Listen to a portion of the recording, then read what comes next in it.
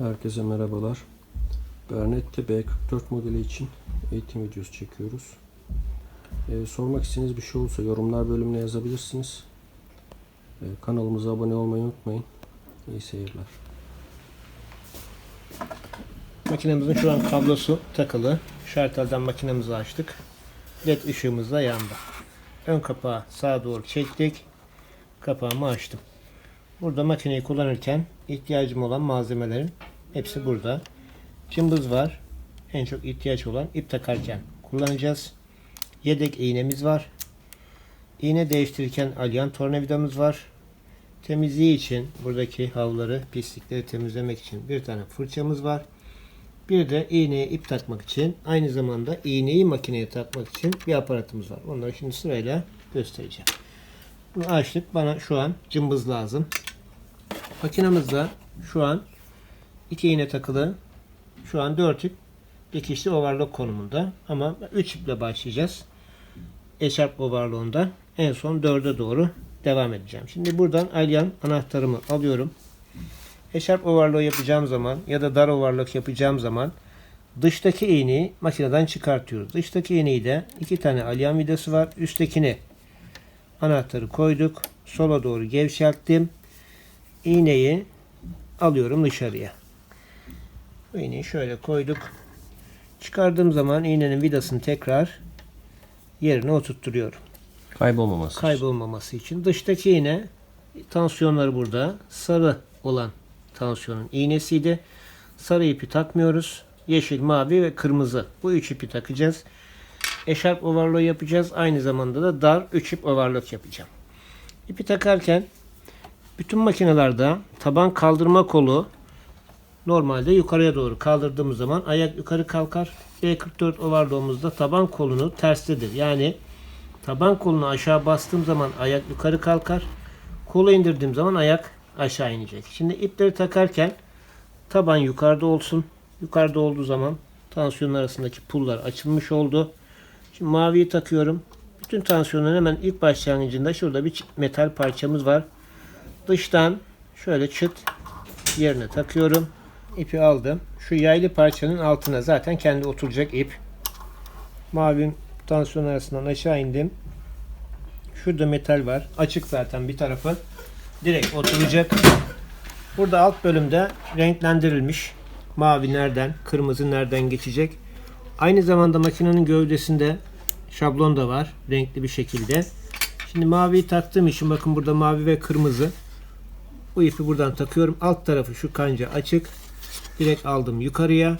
Bunu taktıktan sonra bakın şuradan direkt yukarı çıkacaksınız diyor. Yani şu lüpere gidecek ip. Lüperin şurada bir tel var. Direkt bu maviye taktıktan sonra ipi direkt yukarı alıyoruz. Şu tele taktım. Ondan sonra telin devamı lüper. Lüperin ucuna en uygun yere lüperi çekip önden arkaya doğru lüperin öndeki delikten takıyoruz. İpi arkaya boşluğa bırakabiliriz ilk etapta. Bu mavi ipti değil mi? Bu mavi ip. Rengine rengi taktım. Belli olsun diye. İşaret renkleriyle ip renklerine İp renkleri şu an aynı. En belli azından olsun videoda diye. güzel belli olsun diye. Tamam. Kırmızı en sağdaki yine kancaya taktık. Şu şekilde yine aynı şekilde aşağı indim. Kancaya taktım. Bakın burada mavi, kırmızı aynı yer.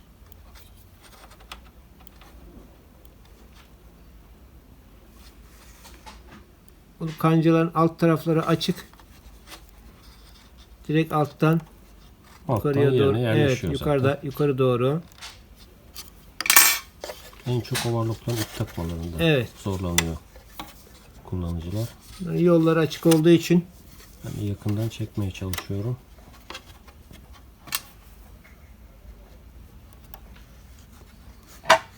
bakın şurada ikisini de taktım.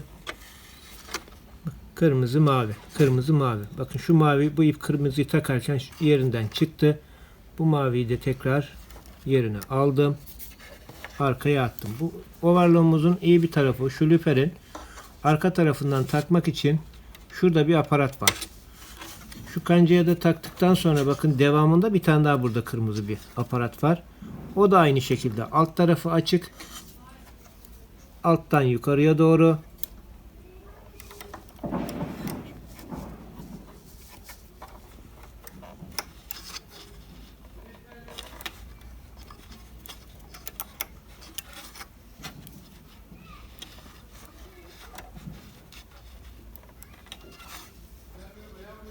Neresini taktık? Çekemedim tam.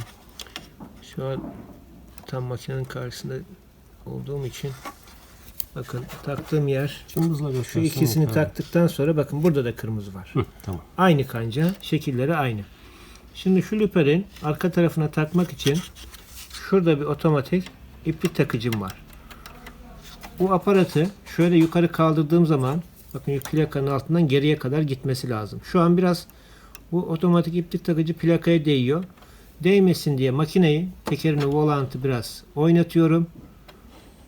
Bakın şu an hiç değmeden aparatım arkaya gidiyor. Kancaya taktıktan sonra bu ipi tuttum. Önce şu boşluğu aldım. Şu direkt boşluğa. Otomatik iplik takıcının şurasında bir çentik var. İpi oraya oturtturuyoruz.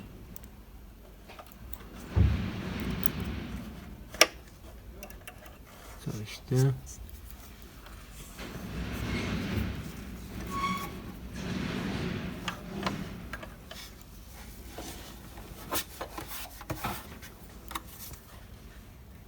Overlockların ip aldım. takması biraz sabır isteyen bir konu. Sabır. Evet. Evet.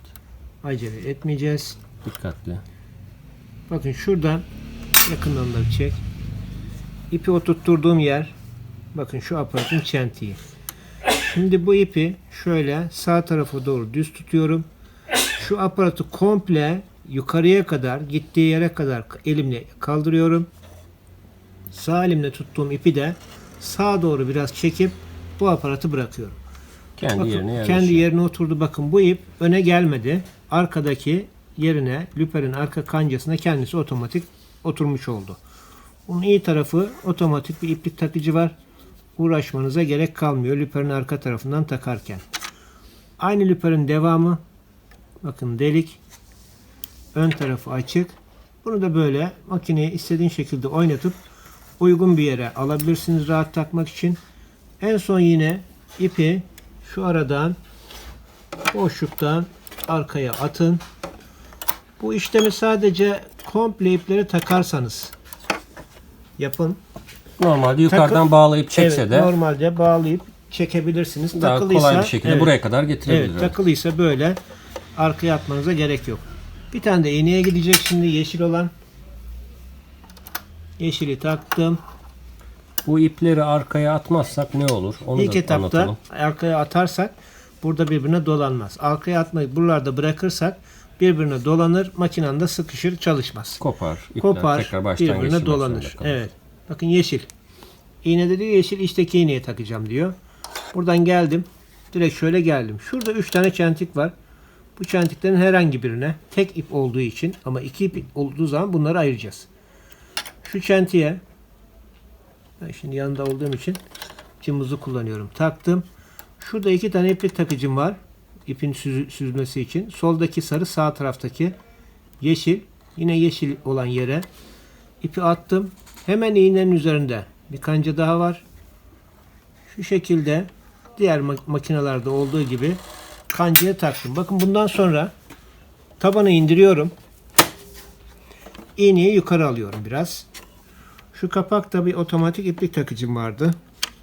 Şunu aldım. Elimle ipi iğneye önden arkaya doğru takabilirim.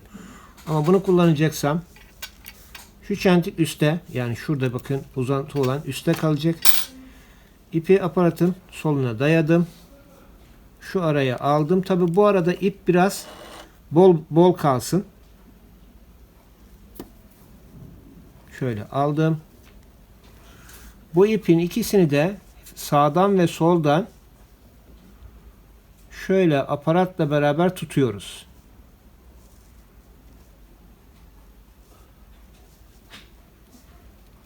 Boşluğunu alarak iplerin. Ama şurada boşluk kalsın iplerde. Bunu taktım. Şimdi aparatımı iğnenin üst tarafına Dayıyorum. Aparatın içinden çıkan incecik bir kanca var. O kancayı aparatı elimle itleyip iğneye dayandığını şu an ben hissediyorum. Ve ondan sonra aşağı doğru kaydırıyorum. İğnenin deliğine geldiği zaman aparatı itledim. İğnenin deliğinden kanca ve ip çıktı. Bakın yandan da çekersen daha rahat Gördüm, görecek. evet. Şu an göründü. Bu haliyle komple çekersem ip çıkacak. Burada Geri yapılacak işlem, ipleri bir serbest bırakıyorum. Gerekirse cımbızla da tutabilirim. Bakın ip çekerken iğne deliğinde ip kaldı. Bunu elinize alıştırabilirseniz bir kolaylık. Pratikte çok pratik- kullandığımız bir şey değil bu bizim. Değil ama mi? el alışkanlığı olursa gayet de rahat bir iplik takma aparatı Belki olarak. yakın görme kusuru olanlar çok Evet, avantajlı olabilir. olabilir. Bu tamamıyla el pratiği. El pratiğini kazandıktan sonra onu da kullanabilirsiniz. Şimdi bütün ipleri tekrar ayağa kaldırdım. Ayağın dışından şöyle boşluğa bıraktım. Yani şurada fazla ipi kesme bölümümüz var. Şöyle kestim. Ya da buradan direkt kesebilirim. Şimdi ben eşarp ovarlığı yapacağım için şurada bir beyaz tırnak var. Bu örgünün darlığını ve genişliğini ayarlayan bir parça. Bunu ön öne, yani N yazıyor, R yazıyor. R'ye geldim. R'ye aldım. Ön tarafa. Makinenin sağ üst tarafında üstte adım mesafesi tuşumuz var. Normalde bunda bir nokta var. Makinenin gövdesinde çentik var. Burada olacak. Ama bir şey eşarp yapacağım için şimdi tahmin olarak şöyle 1'e doğru sıklaştırdım. Bu çekişle alakalı bir konu. Kapağımı kapattım. Sonra şurada da bir düğmem var.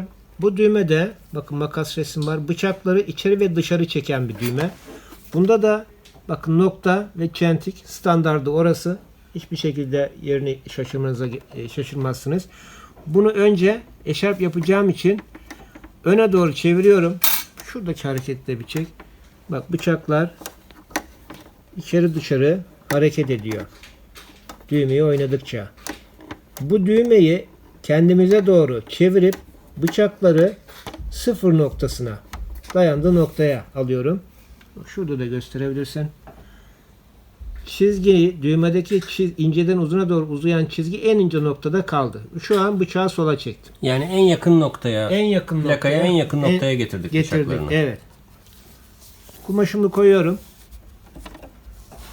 Tabanı indirdim. İple beraber kumaşı şöyle hafif tutuyorum. Eşarp yapacağım zaman ihtiyaç olursa mavi ve kırmızı ipleri biraz sıkacağız. Önce bir deneyelim. İhtiyaç var mı yok mu?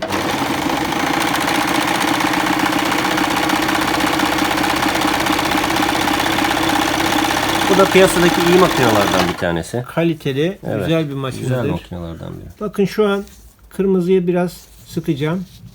Çok ihtiyaç yok. Kumaştan kumaşa da değişir. Kırmızı ve maviyi tansiyon, çentikler var. 4 gibi ikisi de. Zaten standardı bu. Atıyorum 5'e doğru aldım. Bunu da 5'e doğru aldım.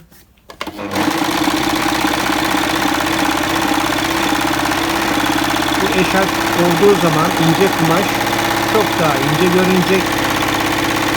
Makineyi çalıştırdım. Şöyle biraz çıkardım. Kestim. Kestikten sonra şu baskı düğmesi, ona geleceğim. Bakın eşarp ovarlığı. İlk başta hafif kırmızılar falan biraz çıktı. Sonra ipi sıktım. Kırmızı ile maviyi sıktım. İnce eşarp ovarlığı yapmış olduk. Bu haldeyken makinenin 3 iplik dar overlock yapmak istiyorum diye düşünürseniz şu uyguladığım 3 kolu tekrar eski yerlerine geri alacağız. Önce bıçağımı nokta olan yere getirdim. Uzaklaştırdık yani bıçağı. Evet, bıçağı açtım. Adım mesafesini onu da noktaya getirdim. Dili öne çekmiştik. Onu da arkaya ittim. Sadece 3 tane düğme oynadık. Bu şekilde 3 iplik dar ovarlık.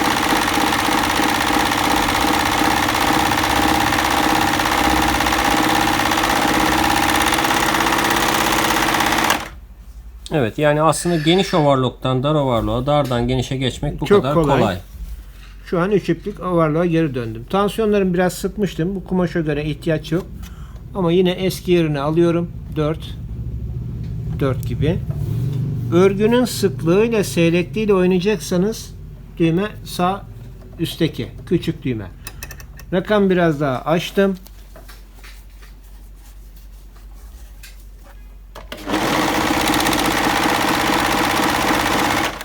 Aynı genişlik ama seyrek overlock. Rakamı sıkarsak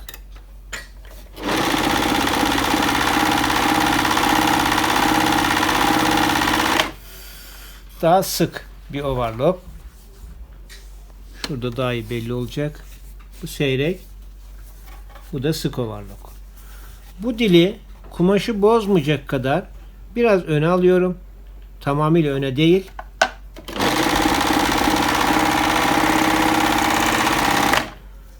Şöyle bir gideceğim daha iyi anlaşılsın diye.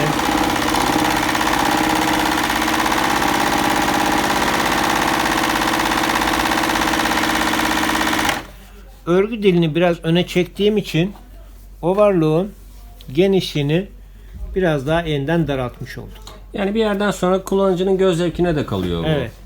O istediği şekilde bu dili daha da çektim. Sona geldik ama bakın eni daraldı. Yani şurada en biraz daha geniş. Beyaz kolu öne çekince enini daraltmış oldum. Bu şimdi 3 iplik normal dar overlock oldu. Kapağı açtım. Ben 3 iplik geniş overlock yapmak istiyorum derseniz şimdi bu iğneyi çıkartacağım. İlkini en dıştakini çıkarmıştım. Bu iğneyi dışarıya alacağım. İğneler aynı. İkisi de ev tipi dikiş makinesi iğnesi. İğneyi çıkardım. Aynı vidayı yerine oturtturdum. Bu sefer üstteki vidayı gevşelttim. İğneyi takacak kadar. Bakın burada iğneye ip takmak için bir aparat vardı. Bunun arka tarafına iğneyi şöyle takıyorum. Kesik yeri arkada kalacak şekilde elinle de takabilirsin. Ama bu aparatı kullanarak iğneyi rahat bir şekilde yerine oturtturdum. Tekrar gevşettim vidayı. Sıktığım zaman iğneyi takmış oldum. Bu da iğne takmak için bir kolaylık. İğne sabitlendi. Şimdi geniş overlock yapacağım için yeşildeki ipi çıkartıyorum. Sarıdaki ipi takacağım. Yine taban tabi yukarıda.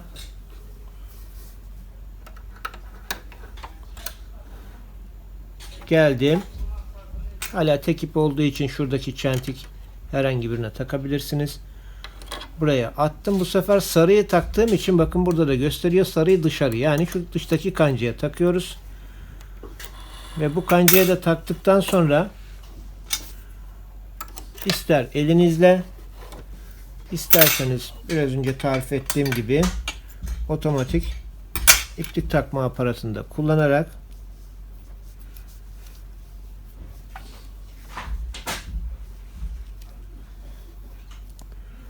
sadece makine tarafından gelen ip biraz bol kalması lazım. Taktım. Aparatımı aldım. Bakın iğne ya ipi takmış oldum. Fazla ipi tabi çekiyoruz.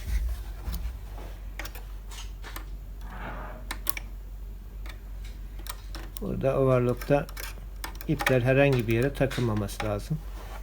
Şu an kancaya takıldığı için oradan kurtardım ve bıçaktan da kurtardım. Yine tabanı kaldırdım. İpimi aldım dışarıya. Şimdi geniş overlock'un önce normalini yapıyoruz. Dili öne çekmiştim dar yapmak için. Dıştaki adım mesafesinin düğmesini yine noktaya, kendi yerine geri getirdim. Tabanı indirdik.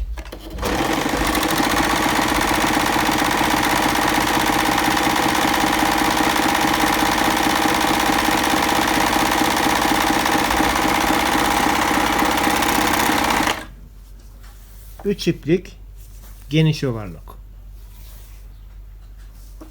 Bunu da yine adım mesafesini ister daha seyrek daha sık yapabilirsiniz. Şimdi bu konumda ikinci iğneyi de takıp 4 ip dikişli overlock yapacağız. Kapağı açtım. İçteki iğnenin vidasını gevşeltiyorum.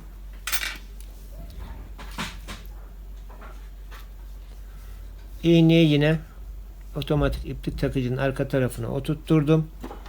İğne milini biraz yukarı aldım. İğneyi rahat takabilmek için. Direkt zaten iğne yerini bulacak. İğnemi taktım. Aparatımı aldım dışarıya. Şimdi yine yeşil ipi takıyorum.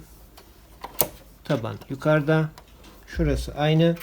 Şimdi işte böyle iki ip varsa şuradaki çentiklerin ipler aynı yerde olmasın. Birini en arkaya, özellikle sarı iğneyi en arkaya, yeşili öne aldım. İpi şuraya aldık. Önce bir sarıyı kancadan kurtardım. Aynı yoldan geçeceğimiz için. Sonra yine sarıyı yerine aldım. İğnenin üstündeki kancadan. Biraz çektim. Tabanı indirdik aşağı.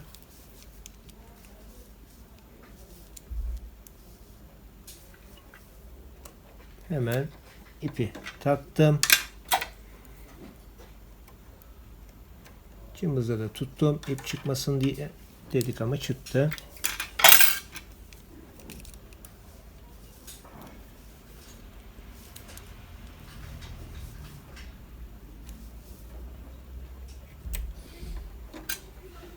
İpleri şöyle boş bırakırsak çıkmayacak.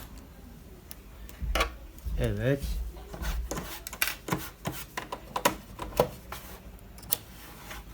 Tabanı kaldırdım. Kapağımı kapattım. Şurada da çöp olumuz var. Takmamıştım ama yeri burada.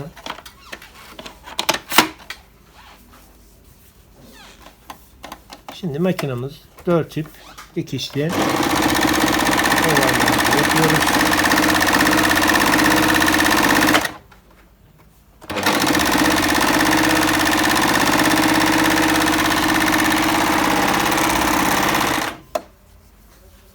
Dört ip dikişli overlock. Bu beyaz kolla bunu biraz dar yapabilirsiniz. İş bozulmayacak kadar kolu öne çektim.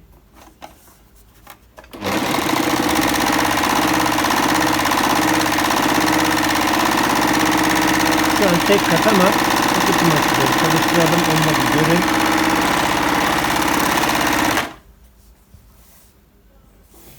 Çok net, çok güzel. 4 ip overlock yaptık. Şimdi çift kat kumaş.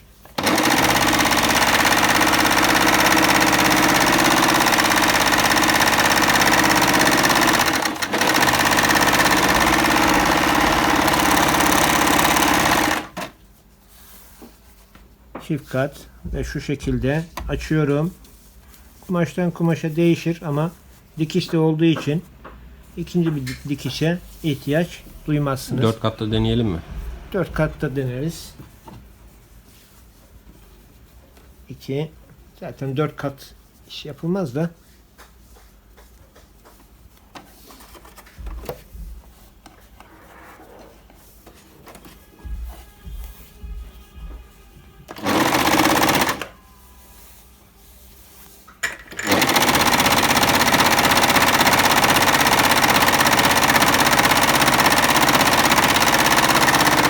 Evet, hiç zorlanmadan kesiyor. Ben de zorlanacak mı Evet. diye denemek istedim ama herhangi bir zorlanmadan Rahat rahat 4 katı da çok rahat kesti. kesebiliyor. Genelde standardı hep işaretli olan yerler bıçak noktaya nokta, adım mesafesinde de yine noktaya ve çentik.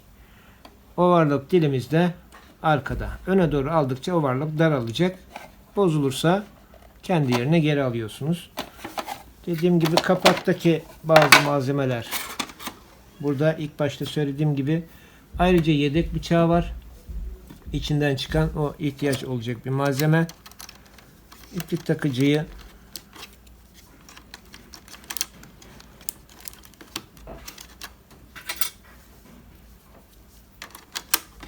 anahtarımız,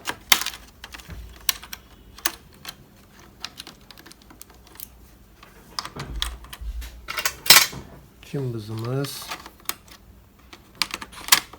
ve iğnemiz. Sormak istediğiniz bir şey olursa yorumlar bölümüne yazabilirsiniz. Kanalımıza abone olmayı unutmayın. Herkese kolay gelsin.